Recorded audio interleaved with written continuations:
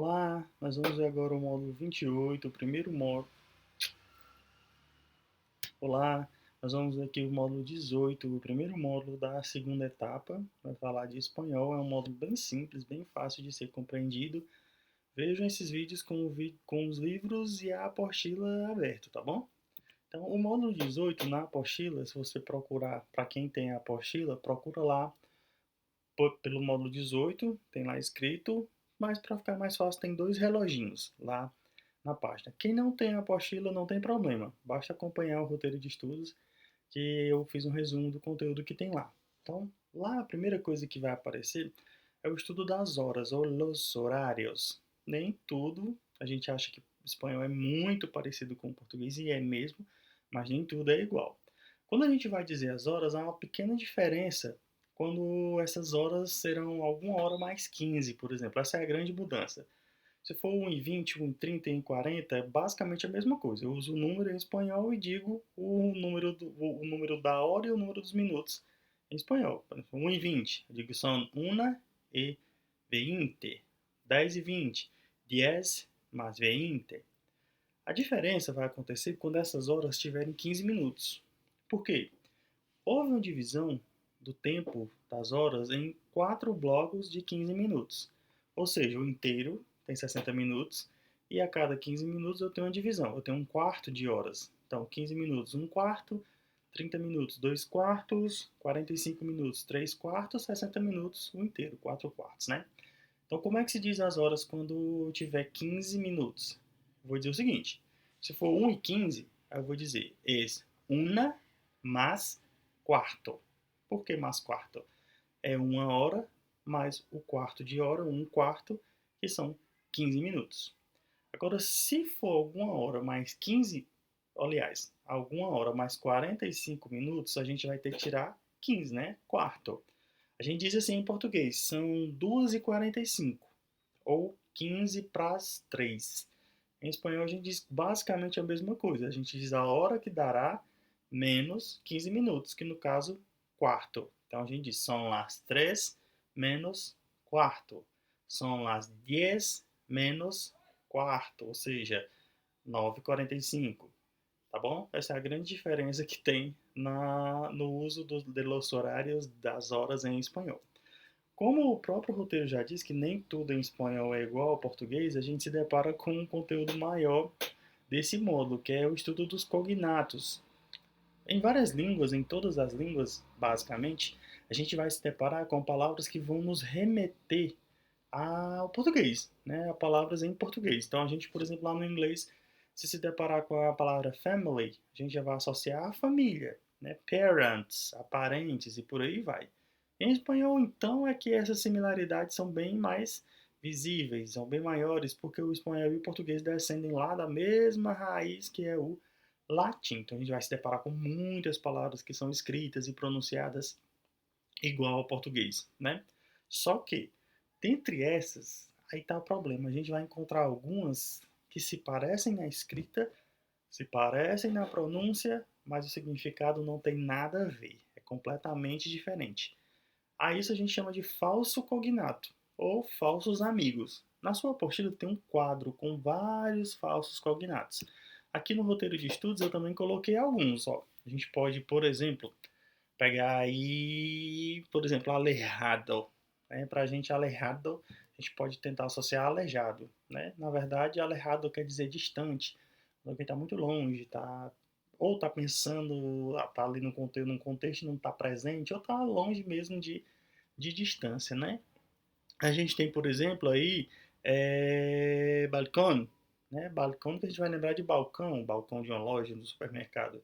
Na verdade, balcão é a sacada de uma casa que, por exemplo, esteja num outro patamar de piso. Então, vocês vão prestar atenção tanto nesses falsos cognatos que tem aqui no roteiro de estudos, quanto na tabela que tem lá no livro, na apostila de vocês. Quem tem a apostila. Quem não tem, esses aqui do roteiro de estudos complementam facinho que a gente precisa, tá bom? É, no livro, o capítulo ele começa na página 329. Ele tem por título De Compras por Aí.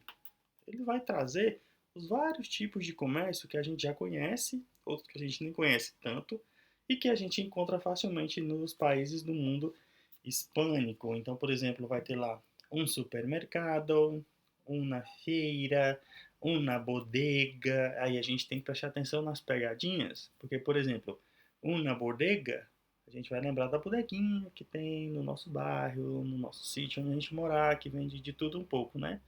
E bodega vem de bodega. Não, aliás, bodega não significa bodeguinha, não. Bodega é adega, ou seja, um lugar que vende vinho, que vende bebidas, mas o vinho preferencialmente. Aí vocês vão ver uma joieria, vão ver uma pasteleria, outro falso cognato. Pastelaria não é onde vende pastel, onde vende massa, bolo, tortas. Tem que prestar atenção no que são muito parecidos e que têm o mesmo significado, e nos que são muito parecidos, mas que querem dizer outra coisa, que aí é o que a gente acabou de ver, a gente chama de falsos cognatos. Ainda nesse capítulo, a gente também vai se deparar com os usos da língua, palavras que servem para expressar obrigação ou obrigação. Há duas palavrinhas que são expressadas nesse capítulo que indicam obrigação, que querem dizer quando a gente deve fazer algo. A diferença de uma para outra é bem simples.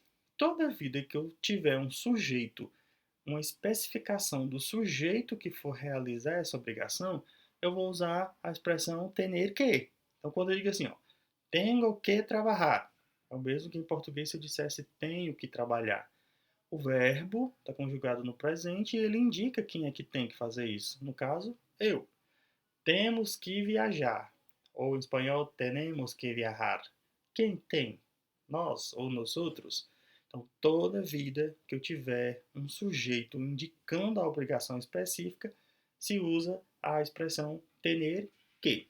Quando não houver sujeito, quando for algo mais generalizado, mais abrangente, quando servir para todo mundo, vai se usar a expressão ai que em português equivale a que. Quando eu digo assim, ó, todo dia há que se trabalhar. Eu não digo quem é que tem que fazer isso. Ah, nós temos que lavar as mãos. Nós temos que usar álcool em gel. Aí no caso eu disse nós, né? Agora se eu dissesse assim, ó, há que se lavar as mãos. Quem tem que fazer isso? Então a obrigação ai que, a palavra, a expressão ai que, ela não indica um sujeito. Ela generaliza, serve para todo mundo. Já a expressão tener que, não. Ela especifica, ela diz quem é o sujeito que vai realizar aquela ação. Essa é a diferença de uma para outra. Já que nesse capítulo se vê os tipos de mercado, as formas de comércio, a gente também vê as formas de pagamento, né? Formas de pago, como pagar as contas. Tem aí alguns títulos. Em metálico ou em efetivo, quando você vai pagar com dinheiro, espécie, pode ser moeda, pode ser células. Em cheque, que é o cheque.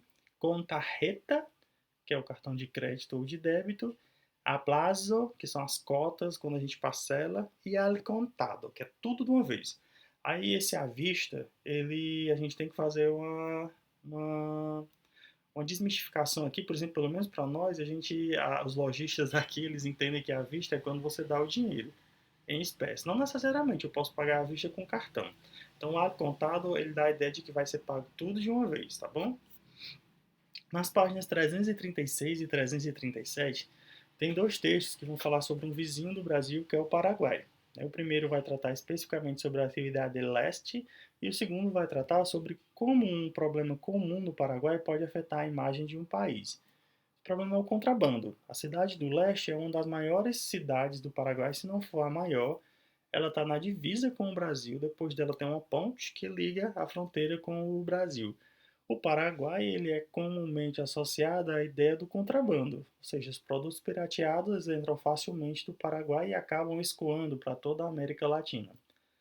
O texto ele vai abordar que esse problema acaba meio que prejudicando a imagem do país, né? A gente mesmo, quando se depara com algo fraco, com algo que a gente vê que não é original, a gente nem diz, é pirata. Não, a gente diz é Paraguai. Então, leia esses dois textos para entender esse contexto dessa cidade paraguaia.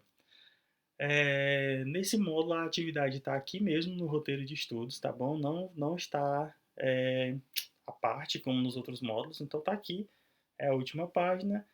Você vai fazer uma pesquisa sobre o Paraguai, né, com essas características, e lá do livro copiar essas questões que estão logo aí abaixo. Veja o vídeo, leia o roteiro de estudo, algo tem umas partezinhas que eu só pincelei, não entrei com maiores detalhes. Leia o conteúdo do livro, se tiver a apostila, também acompanhe a apostila. Se tiver vídeos complementares, dê uma olhadinha nesses vídeos. Só depois vocês tentam resolver as questões. Se tiver alguma dúvida, é só mandar no WhatsApp que eu respondo breve. Até mais.